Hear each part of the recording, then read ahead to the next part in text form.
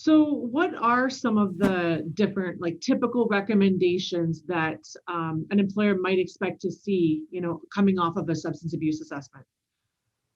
Yeah, so depending on the results of the assessment, right? So for people who don't meet criteria, um, generally the minimum recommendation would be safety sensitive education. So there they're going to learn, about the substances they're using or abusing, impairing effects, how that might potentially impact workplace safety, half-life, how long it stays in the system, abstinence strategies, if that's what's required, how to clearly separate substances from the workplace, low risk drinking guidelines, those types of things are a part for low risk people that don't meet criteria.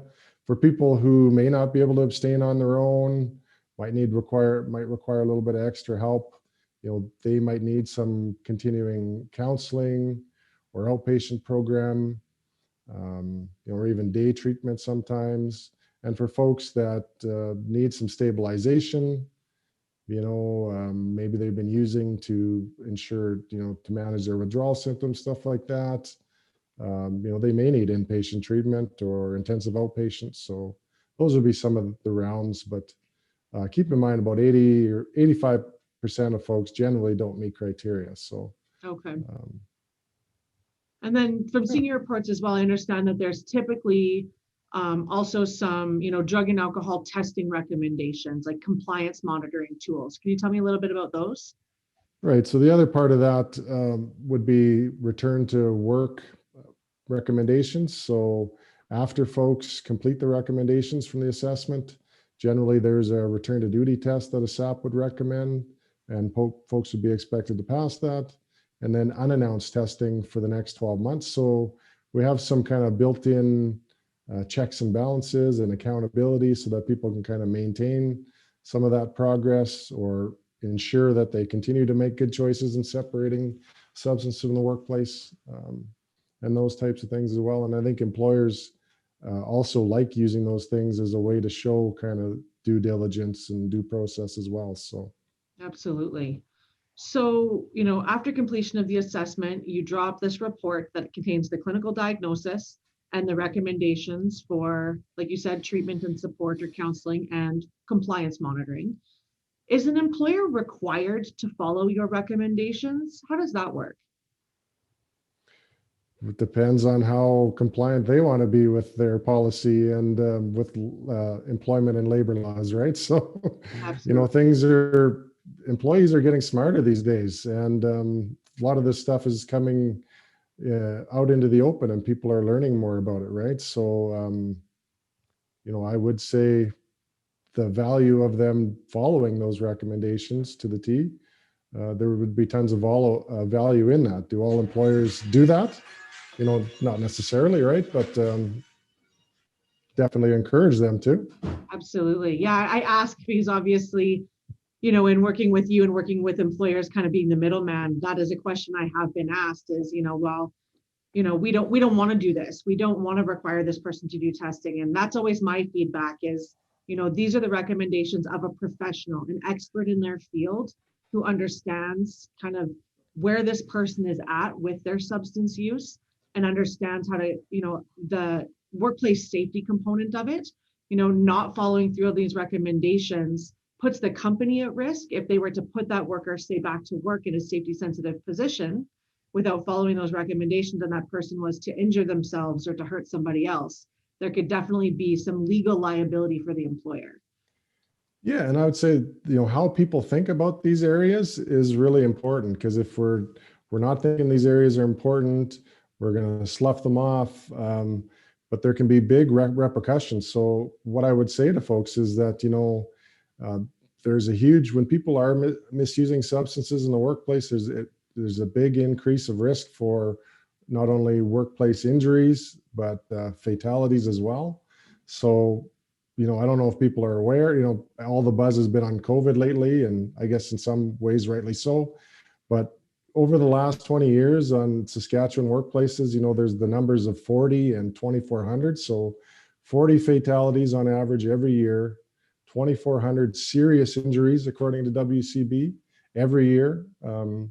So I would say there's lots of room for improvement in these areas. If it's mission zero, uh, I would say the more employers can start thinking a little differently and adapt to some of these things and move the needle in these areas, the better. As far as Alberta numbers, I know, even in 2018, for example, I believe there was 162 fatalities on Alberta workplaces. And if I'm not mistaken, 51,000 injury claims were filed. So, and anytime there's an injury, or for fatality, all kinds of loss financially as well. And so I would say to employers is, doing things right up front can save a big pile of headache in the back.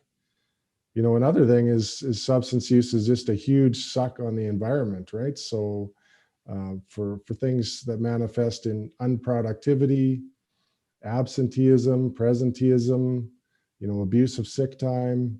So employers, if they don't act up front, could be to their detriment financially in so many ways in the long run. So there's a huge cost to being reactive in these ways. So absolutely. Yeah, I'm always surprised when I get that question, because I'm like, you shelled out the money, you took the time to get this person assessed because you wanted the information you wanted to know, but now you're not going to utilize the recommendations. I'm always surprised to hear that. And I definitely try to take the time to give some education in those situations as to why it's important to follow the recommendations. So all that being said, what are some of the situations that might prompt a SAP assessment? Like, why would an employer require this service? Well, so typically the things that would trigger a substance abuse professional assessment would be, positive alcohol and drug tests. So, and I'll go through the range of them, right? So that could be pre-employment, pre-access for a lot of the mines or work sites. Could be, some employers might do annual testing, random testing. There's a lot more random testing going on in Canada than people are aware of. Yeah. Could be reasonable suspicion, positive tests, post-incident, and like we're talking about before, so unannounced testing as well as part of a return to work program as well. So any of those positive tests, the gold standard would be for SAP assessment in those cases. Other situations that might prompt it would be, self-disclosures. So if the employer's having a conversation with an employee and somewhere throughout the conversation, abuse of substances or struggles with substances come up, that would be. And then we've had some other referrals for reasonable suspicion or fitness for duty situations.